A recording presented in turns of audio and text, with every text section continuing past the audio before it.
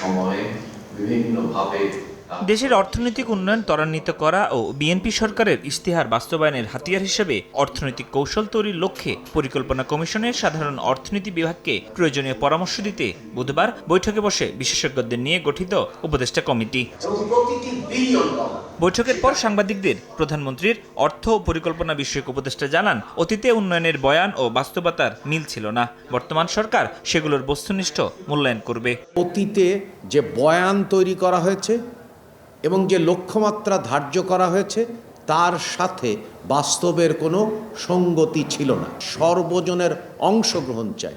সর্বজনের যদি অংশগ্রহণ নিশ্চিত করতে হয় তাহলে সর্বজনের প্রয়োজন অনুযায়ী আমাদেরকে অর্থনৈতিক কৌশল নির্ধারণ করতে হবে, ভবিষ্যতের দিকে যাতে বাস্তবায়নযোগ্য অর্থনৈতিক কৌশল চালু করতে হবে, অর্থাৎ অর্থনীতির গণতন্ত্রায়ন নিশ্চিত করতে হবে।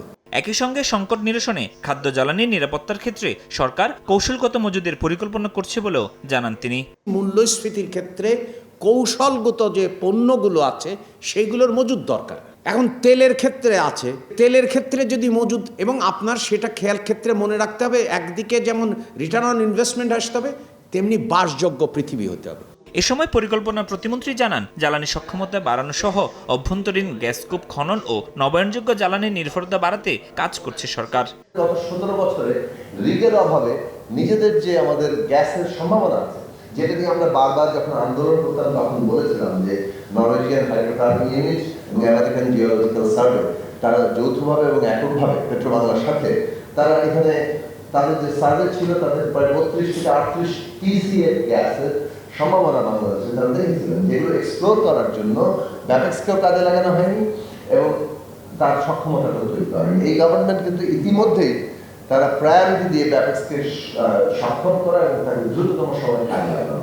সভায় আওয়ামী লীগ সরকারের আমলে বিভিন্ন প্রকল্পের পরিকল্পনা গ্রহণ ও তথ্য উপাত্তের ত্রুটি মূল্যায়ন করা, বাস্তবসম্মত কৌশল প্রণয়ন এবং অর্থনীতির গণতন্ত্র নিশ্চিতের সিদ্ধান্ত নেওয়া হয়েছে বলেও জানানো হয়।